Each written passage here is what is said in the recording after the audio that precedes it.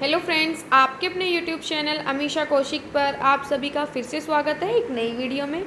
और जो हमारी आज की वीडियो है वो है हरियाणा पब्लिक सर्विस कमीशन, जिसको हम HPSC भी बोलते हैं शॉर्ट फॉर्म में। तो एडवर्टाइजमेंट नंबर है आपका 21/2025। जो आपका नोटिफिकेशन है वो पब्लिश हुआ है आपका 27 अगस्त 2025 को। ठीक है, जो आपकी पोस्ट है वो एग्जीक्यूटिव ऑफिसर की है, group B, in municipal corporation urban local bodies department Haryana. यानी कि आपकी जो एग्जीक्यूटिव ऑफिसर की वैकेंसी निकली है वो आपकी म्यूनसिपल कॉरपोरेशन में निकली है। ठीक है, उसके बाद जब भी आप एप्लीकेशन को फिल कर रहे हो तो आपको 4 चीज़ें ध्यान में रखनी है। पहला, आपने आपको रजिस्टर करना है। जितने भी कॉलम हैं उनको पर्टिकुलर जो दिए हुए उनको सबको फिल करना है एप्लीकेशन फॉर्म में। पेमेंट करने के बाद आपको फाइनल सबमिट करना है। उसके बाद है नेक्स्ट आपका, इसमें आपको वेबसाइट दी हुई है। Candidate will have to compulsory register online by visiting site आपको गिवन है http://hpsc.gov.in, या आप ऐसे भी डालोगे www.hpsc.government.in, तब भी आ जाएगा। ठीक है, उसके बाद है अब no other means mode of submission of application will be accepted. अगर आप इसके अलावा कहीं से भी फॉर्म को फिल करते हैं तो उसको आपका जो एप्लीकेशन है उसको सबमिट मतलब एक्सेप्ट नहीं किया जाएगा। अगर आप किसी अदर वेबसाइट से भर रहे हो, मान लो आपका ऑनलाइन जो फॉर्म है वो फिल होना है, आप ऑफलाइन फॉर्म फिल करते हो तो इस तरीके से एक्सेप्ट नहीं होगा। आपको इस वेबसाइट पे जाके अपने फॉर्म को फिल करना है। उसके बाद कैंडिडेट कैन रजिस्टर ऑनलाइन अपने मोबाइल नंबर, आधार कार्ड से आप रजिस्टर करोगे। मैं ये जो PDF है आपको टेलीग्राम पे डाल दी है मैंने, अमीशा कौशिक के नाम से टेलीग्राम चैनल है, उसके ऊपर मैं डाल चुकी हूँ। आप वहाँ पे जाके PDF को डाउनलोड कर सकते हो, या फिर आप जैसी इस साइट को विजिट करोगे तो आप यहाँ से भी डाउनलोड कर सकते हो PDF को। लिंक मैं आपको टेलीग्राम का डिस्क्रिप्शन में दे दूँगी। उसके बाद है आपका ये सारी चीज़ें जब आप फिल करोगे, एक चीज़ और है जो यहाँ पे देखने की मेन, आफ्टर मेकिंग पेमेंट, जब आप पेमेंट कर देते हो the candidate must take a print out of his और application form and upload the same after duly checking and sign it. देखो, जब आप फॉर्म को कंप्लीट फिल कर दोगे तो उसके बाद आपको प्रिंट लेना है, और प्रिंट लेने के बाद यहाँ पे बॉक्स बने होंगे।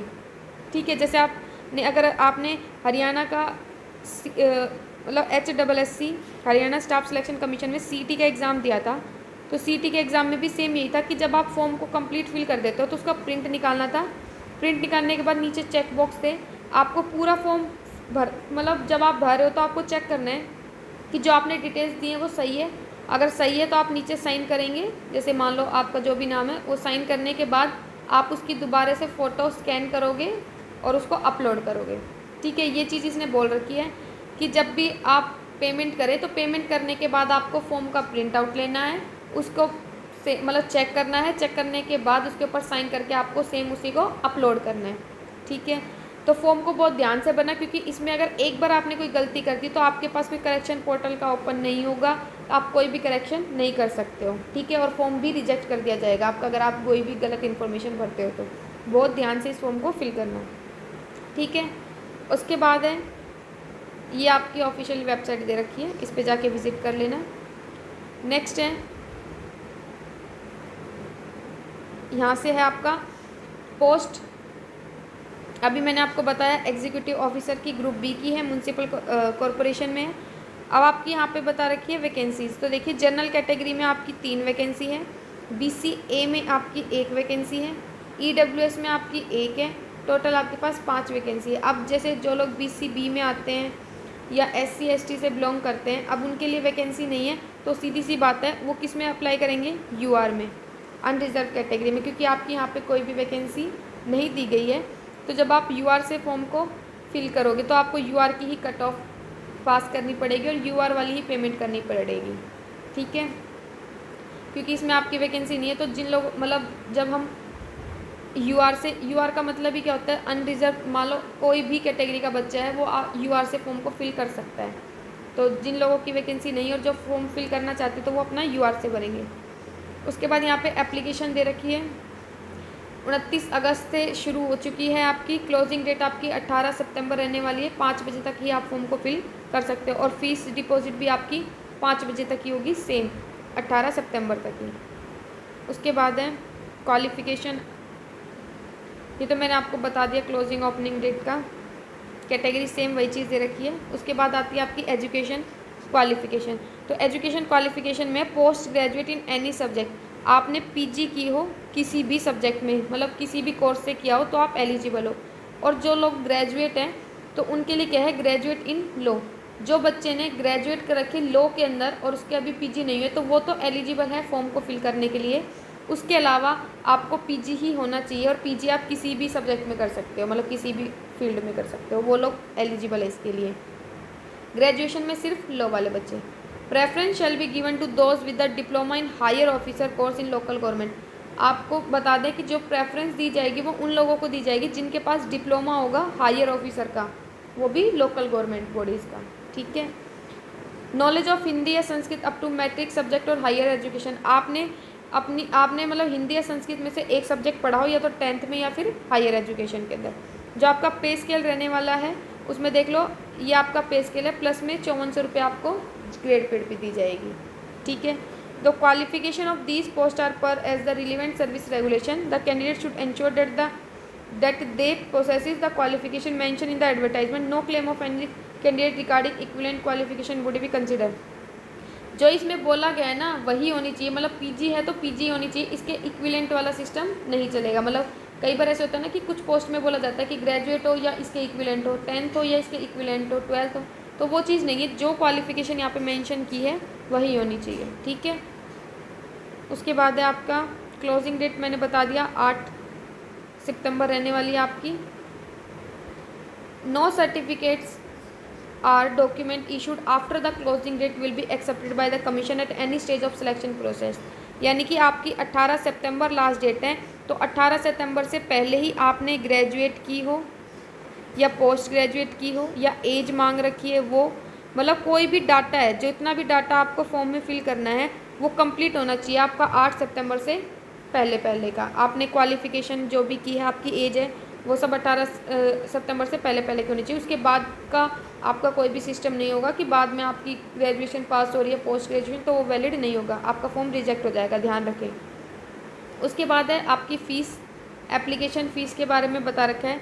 जो भी PWD कैंडिडेट्स हैं उनकी फ़ीस आपकी यहाँ पे नील रहने वाली है। Candidate belonging to OSC, DSC, BCA, BCB, ESM, EWS and women candidate of Haryana की कोई भी वुमेन है किसी भी कैटेगरी से हो, या जो भी बच्चे EWS है, ESM है, OSC, DSC, उनकी कितने रुपये फ़ीस है, 250 रुपये। DESM candidate of Haryana belonging their vertical category that is OSC, DSC, BCA, BCB, ESM, EWS of Haryana, इनकी भी कितनी रुपये रहेगी आपकी, 250 रुपये रहेगी। उसके बाद है DECM candidate of Haryana belonging to UR category. जो DECM कैंडिडेट्स हैं UR कैटेगरी से, मतलब अनरिजर्व कैटेगरी से बिलोंग करते हैं, उनकी 1000 रुपये फ़ीस।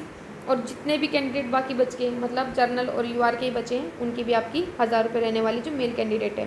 फीमेल की तो आपको 250 रुपये बताइए।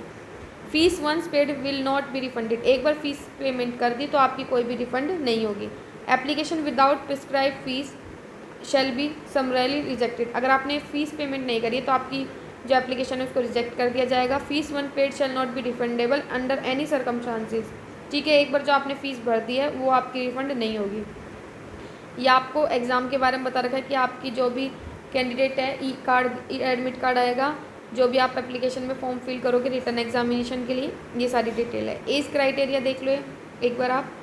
एज आपकी क्या है, should not less than 18 year and not more than 42, यानी कि 18 से 42 साल तक की जो भी कैंडिडेट हैं वो इस फॉर्म को फिल कर सकते हैं। बाकी जो आपका रिलैक्सेशन मिलता है SC के लिए 5 साल, BC के लिए 5 साल, PWBD के लिए 5 साल, PWBD के लिए 5 साल है, जो वाइफ ऑफ मिलिट्री पर्सनल 5 साल, विंडो 5 साल। मतलब जिन लोगों को भी आपका रिलैक्सेशन मिलता है वो इसमें अपनी एज को ऐड कर लेंगे। ठीक है। उसके बाद है आपका the upper as of limit applicant of any category shall not exceed 52, मतलब जो भी आपकी रिलैक्सेशन मिल रहा है जिन लोगों को भी, तो उनकी जो भी अपर एज है वो 52 साल से ज़्यादा नहीं होनी चाहिए।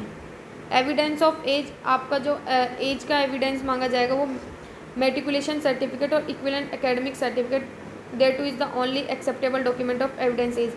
ये सिर्फ एज के लिए बोला गया है कि एज के लिए या तो आपकी 10th हो या 10th के इक्विवेलेंट जो होगा वो सर्टिफिकेट वैलिड होंगे एज काउंट करने के लिए, ठीक है। और वैसे भी हमारी जो 10th क्लास की मार्कशीट होती है वो हमारी एज के लिए ही होती है, मतलब प्रूफ होता है हमारा एज का, एविडेंस के रूप में ही उसको दिया जाता है।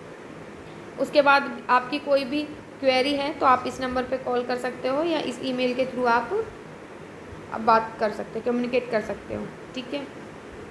और जो आपके सर्विस रूल्स हैं पोस्ट के, वो सारे आपको इस वेबसाइट के ऊपर मिल जाएंगे।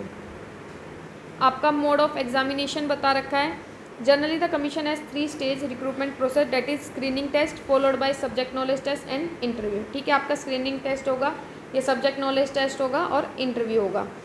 इन the event of number of application begin large, अगर आपकी एप्लीकेशन ज़्यादा आती है तो may adopt by any one mode, मतलब शॉर्ट लिस्ट करने के लिए इनमें से किसी भी एक मेथड को अपनाया जा सकता है, जिसके अंदर आपके मेंशन है या तो on the basis of percentage of marks candidate in the minimum education qualification prescribe in the advertisement, advertisement में जो मिनिमम क्वालिफिकेशन मांग रखी है जो कि आपकी पीजी और ग्रेजुएट है तो उसके बिहाफ पे होगा, या फिर different educational qualification with weightage as decided by the commission, जो कमीशन डिसाइड करेगी उसके हिसाब से होगा, या desirable qualification, more than one desirable qualification, या higher education qualification, higher experience in the relevant field than the minimum prescribed advertisement by counting experience by holding a screening test and subject knowledge.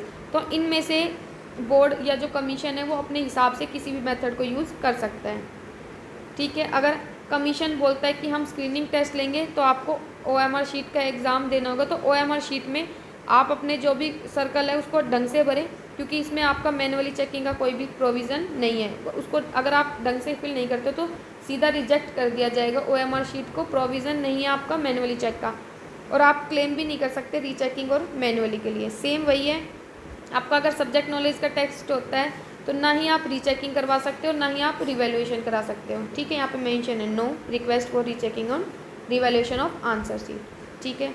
Commission decide करेगा कि screening test and then subject knowledge test and interview, और it may be directly hold a subject knowledge test. आपकी vacancy मतलब आपकी जो application की form आएंगे उसके बिहाफ पे डिसाइड किया जाएगा। अगर ज़्यादा होंगे तो पहले स्क्रीनिंग टेस्ट लिया जाएगा, कम होंगे तो board direct subject knowledge test करा के आपका इंटरव्यू ले लेगा without holding a screening test, ठीक है। ये डिपेंड करता है कि वो आपका जो HPSC कमीशन है वो किस तरीके से करता है, और पैटर्न भी उन्हीं के हिसाब से बताया जाएगा। ये सेम चीज़ वही है। और यहाँ पे मेंशन है कि आप जब भी फॉर्म सबमिट कर रहे हो तो अगर आप without uploading file sign copy, मतलब जो फॉर्म आपने भरा है उसके ऊपर अगर आपने साइन करके दोबारा से अपलोड नहीं किया है, या आपने जो भी रिलीवेंट डॉक्यूमेंट है, मान लो PG का आप अप्लाई कर रहे हो कि PG के बेस पे, तो आप PG के सर्टिफिकेट नहीं डालते हो या फिर PG जो भी डॉक्यूमेंट है वो नहीं डालोगे तो आपके फॉर्म को रिजेक्ट माना जाएगा। देखिए यहाँ पे जो आपका मेंशन है documents to be uploaded with scan photo, signature, degree, marksheet, और जो भी आपका कैटेगरी सर्टिफिकेट है। एक चीज़ ध्यान रखना, जो भी आपका करेक्टिव जो भी रिजर्व कैटेगरी से बिलोंग करता है और वो फॉर्म फिल करता है तो उसका जो आपका सर्टिफिकेट होगा वो 2025 से 2026 का होगा। ये चीज़ आप ध्यान रखना, ठीक है। ये सारे आपकी जो रिजर्व कैटेगरी के PWBD के है उसे भरते हो वो सारी डिटेल है।